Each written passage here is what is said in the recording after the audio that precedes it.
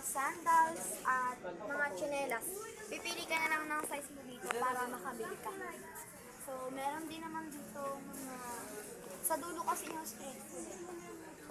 So, dito naman is tuturuan sa inyo kung saan kayo pwede magpagupit dito sa palengke.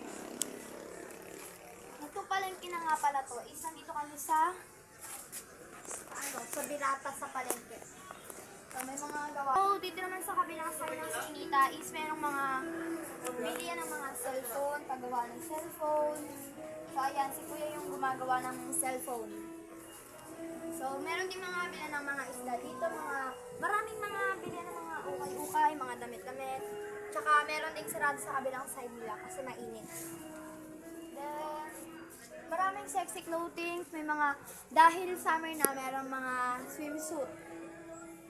Sa susunod, pag bumili tayo niyan, kailangan may tali. Ay, line tayo. So, yan, may mga ukay-ukay din. Next, si ate nga pala yung nagtitinda dito. Ayan, nakikinood si ate. Ayan. So, yan, maraming sarado dito. Kaya, punta muna tayo sa ibang so, thank you po. Ayan, kasama daw si Kuya, kakapalaw lang niya. Thank you po. So, eto, may gupitan din. At dito nga pala yung, So, ayan guys, shoutout nga pala kay Kuya Paul Jan Aldairico. Nakalala namin kaganina sa palengke habang nagbablog kami. So, shoutout nga pala, thank you po.